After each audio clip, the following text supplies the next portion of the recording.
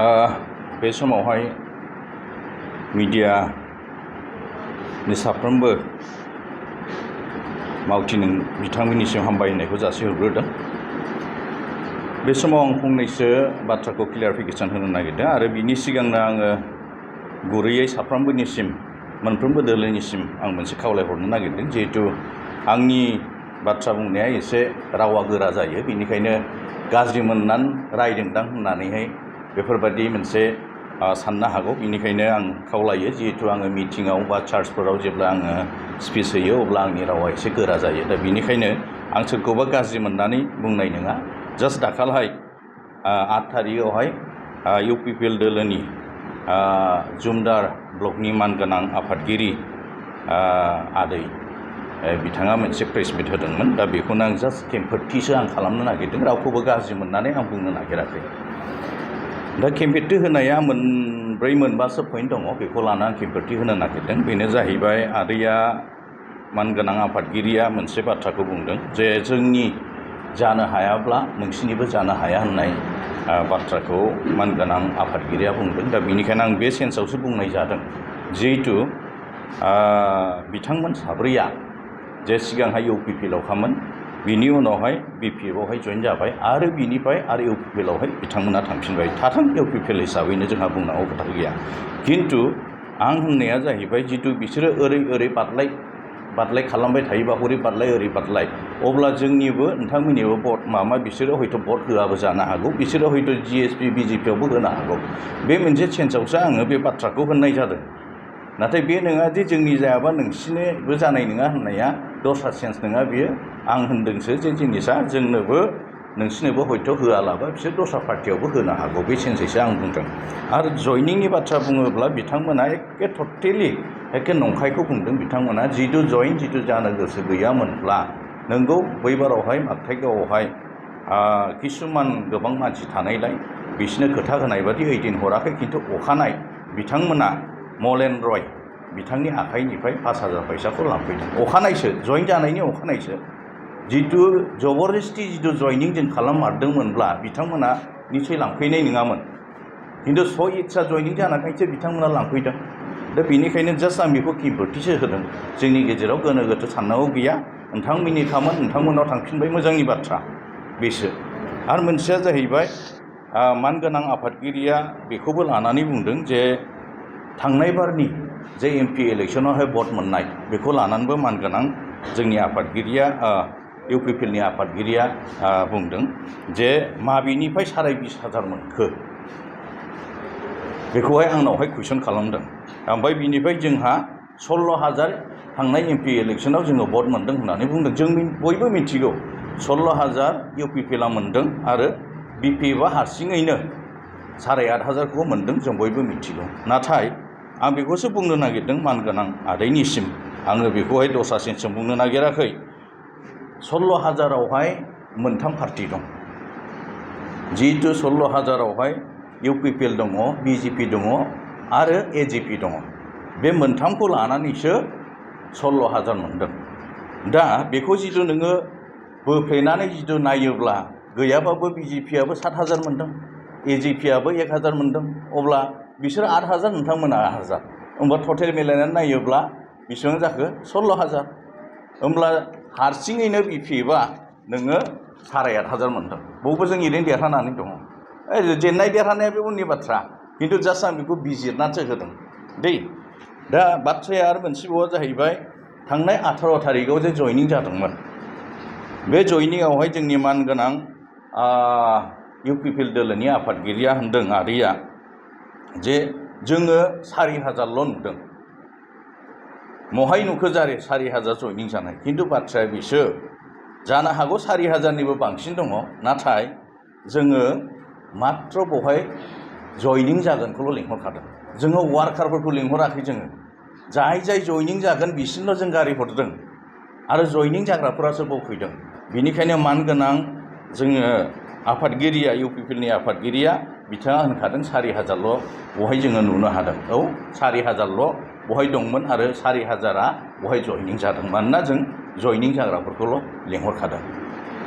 आरो बेवहाय होनबावदों जे जिनिसा 20,000 आङो हिसाब होदों 20,500 बियो जाहैबाय जोंना थांनाय MP इलेक्सनाव 8,500 दंमोन बिनि उनावहाय जिथु 4,000 जइनिं जादोंब्ला बा जाखादों जिहेतु माबायावहाय 18 तारिखआव अब्ला 4,000आवहाय नोङो बेखौ फेमिलिखौ जिथु नाहरबावोब्ला मिनिमाम 3 थायो बे 3खौ जिथु नोङो प्लास खालामोबा 4,000आव 12,000 फैयो जों बेखौसो हिसाब होदों 12 आरो 8.5 जोंनि माबा जाहैबाय होमबा 20,000 जाहैबाय ओमफ्राय आं होनबावदों साइलेन्ट भट 2,000सो दंबावो बेखौ लानानै 22,500 बे जोंनि BPFनि बियो अंकसो बियो दा नोंथांमोना 25,000 खालामो ना 30,000 खालामो बे नोंथांमोननि खोथा जोंहाबो बुंनांगौ खोथा गैया खिन्थु BPFआ दिनै बेखिनिया दं होननानै जोङो बे स्पिरिटआव जों खामानि मावदों जोंहा रावनिबो सायाव गाज्रि मोननाय दुखु मोननाय गैया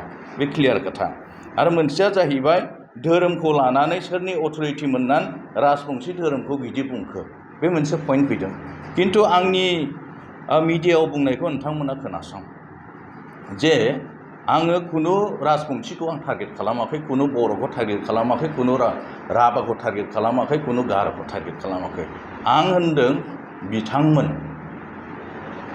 बे होनना बुङोबा सासेखौ बुजायो बिथांमोन होनना बुङोब्ला बिथां होनबा सासेखौ बुजायगोन बिथांमोन होनना बुङोबा जों साब्रैखौ बुजायगोन बिसोर होनना बुङोबा जों साबाखौ बुजायगोन गासिबो होनबा गासिबो समग्र जेसेखिनि थारमाने राजबंशी दं बा जिखुनु धोरोमावहाय थानाय बिसोरखौ बुजायबाय खिन्थु आं बिथांमोनसो होनदों बिथांमोना जे जिनिसा जिहेतु दिनै नङै बाथ्राखौनो नंगौ होननानै बिसोर दिनैहाय जोंनि सिगाङाव बुंबायब्ला बिसोरो अब्लालाय मन्दिरखौ लानानै बे साब्रै मानसिया बेबादि दालालसो खालामो नामा बेखौसो बुंदों साब्रैखौल'सो बुंदों आङो बिथांमोनसो बुंदों नाथाय आङो गासैखौबो आं बुङाखै बेनिखायनो बेखौहाय भुल मोनसे लामाजों लांनो नाङा आंनो रावनोबो अथरिटि होआखै आरो आङो रावनिबो सायाव आङो मालाबाबो बिदि गाज्रि नोजोरजों आं बेफोरबादि बाथ्राखौ बुङाखै बयहाबो जिनिसा धोरोमा नांगौ आरो गाव गावनि धोरोमखौ गाव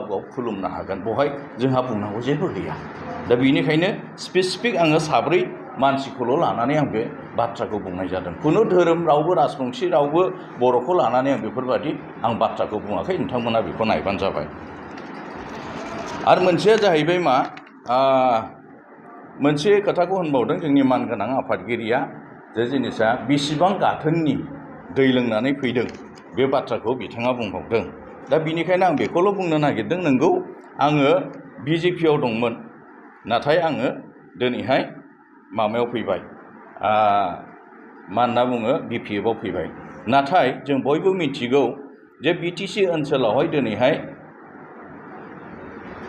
गुबुंले मोनसे थासारि जानो हमगासिनो दङ आरो दैया दिनैहाय गेन्दा जानो हमगासिनो दङ बेखौ नोजोर बोनानै बे गेन्दा दैखौ लोङोब्ला आंहाबो बेराम जागोन नोंथांमोनहाबो बेराम जागोन नंगौना नङा दा बेनिखायनो जोङो जिथु मोजां दैयाव एम्फौ जिथु बारसोमोबा बेखौ गारनानै जों सोलायनानै लोङो दा बेनिखायनो दिनै बे गेन्दा दैखौहाय आंल' नुवाखै बे गेन्दा दैखौ दिनै मानगोनां आबसुनि दिपेन बर' बिदा गिदिराबो नुदों गासैबो बर' इन्टेलेक्सुवेलफोरा नुदों बेनिखायनो दिनैहाय खौसे जानो थाखाय आपिल खालामदों दा बे खौसे जानायनि दिनैहाय रायलायलायनाया सोलिबाय थादों दा बेनिखायनो दिनैहाय गेन्दा दैखौ आं मालाबाबो आङो लोंबाय थानो हाया बेनिखायनो आङो दिनैहाय BPFआव जयनिं जादों नाथाय UPPLनि बाथ्राखौ आं दा बुंनो थाङा मानोना UPPLआ दिनैहाय गेन्दा ना गोग्गो आं बुंनो थाङा मानोना आङो मानगोनां प्रमद बर' सारखौबो आङो सनमान होयो आरो UPPLनि साफ्रोमबो सोद्रोमाफोरखौबो आं सनमान होयो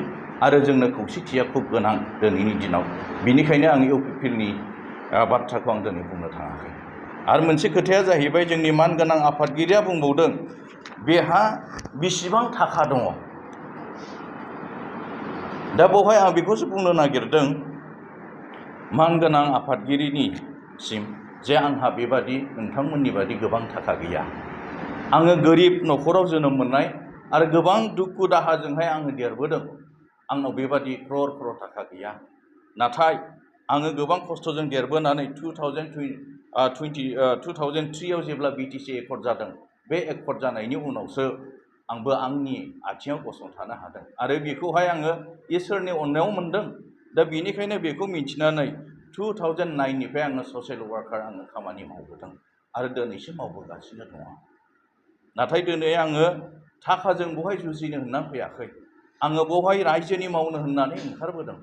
आङो दिनैहाय रायजोनि अननाय आरो बोरखौ लानानै रायजोनि हाबा मावनो होननानैसो आङो दिनै ओंखारबोदों। थाखा फैसाजों जुजिनो आङो रावजोंबो दिनै फैयाखै। मानोना आंहा बेबायदि गोबां थाखा गोनां आं सासे बेक्ति नङा। बेनिखायनो आंनि सायावहाय गोरोन्थि साननो नाङा, बेयो आंनि गुरै खावलायहरनाय। दा आङो जोबथारनायाव आं बेखौसो खावलायहरनो नागिरदों जे जोङो बयबो खौसेथिखौ लुबैयो आरो बे खौसेथिया जोंनो खुब गोनां आरो नांथारगौ। बेनिखायनो साफ्रोमनिसिमबो आङो खावलायहरो जे जोंनि गेजेराव माखासे पलिटिकेल बाथ्रा बुंबाबो जोंनि गेजेराव दादा बाहाय मोनसे सोमोन्दोआ जे थायो आरो आं बेखौहाय अरायसम नोंथांमोना दोनाबाबो आं दोनलांगोन। जिहेतु आङो मानगोनां आफादगिरि आदैनि न'आवबो आङो समायते थाङो, लहा बिदा गिदिरनि न'आवबो आङो समायते थाङो आरो जोंनि सोमोन्दोआ थागोन। मानोना लहाया रावबो नङा, आंनिनो बिदा गिदिर। जोंहा थैनि मोनसे सोमोन्दो दं। मिथुन बिथाङानो हक, बालाय बिथाङानो हक, साफ्रोमजोंबो आं मोनसे रिलेसनखौ मानसि हिसाबै आङो दोनलांगोन। नोंथांमोना दोननाय दैयै बे नोंथांमोननि खोथा। नाथाय आङो एज ए बिदा फंबाय हिसाबै आंनि रिलेसना हदाय नोंसोरजों थागोन आरो पलिटिकेलनि लाइना पलिटिकेलजों खारगोन। नाथाय रावनिबो सायाव बेबायदि आंहा हिंसा जानाय, बेबायदि गाज्रि मोनसे साननाय आंहा गैया। बेयो आंनि खावलायनाय आरो आं दिनै लास्ट बेखौनो बुंनो नागिरदों। आरो आङो नोंथांमोना आंखौ रायनो हागोन, आंखौ गोबांथार आंखौ बखिनो हागोन, बुंनो हागोन। नाथाय आङो नोंथांमोननि जेखि बुङा मानो बेखौ आङो आरो फैबाय थानाय समाव रिप्लाइ होफिननांगौ होननानै सानाखै। आंनि दिनैहाय रिप्लाइ होनाय एकमात्र बेल' जे आंखौ हयथ' नोंथांमोना गाज्रि मोनदों सानदों जानो हागौ। बेनिखायनो आं बेखौ जास्ट क्लियारिफिकेसन खालामदों। रावनिबो धोरोमाव आं खुनु आघात होनो गोसो गैया आरो आंनि बियो थांखि नङा। मानोना ससियेल वार्कार मावबोनायावबो गासैबो धोरोम जाथिनि थाखाय आं गोबां मन्दिरावबो हेफाजाब होबोदों आरो गोबां आङो बेबायदिनो हाबा मावबोदों। आं बेखौसो बुंनो नागिरगोन जे आंखौ नायनोबा नायनो हागोन, नाथाय आंनिफ्राय जायफोर अनसुंथाइ लादों बिथांमोनखौबो नोंथांमोना बेबायदि गाज्रि नोजोरै नायगोन नामा? मानोना बिथांमोना दिनैहाय पाब्लिक, दिनैहाय मन्दिराव होनायावहाय नोंथांमोना बेखौ गाज्रि मोननो नाङा। नोंथांमोनाबो हो, आं बेखौसो खावलायहरो। दा बेनिखायनो आङो बे दाखालिनि 8 थारिखनि जे बाथ्राफोरखौ बुंदोंमोन मानगोनां आफादगिरिया, बेनि जास्ट आं खेंफोरथि होबाय आरो आंनि खेंफोरथिया बेनो।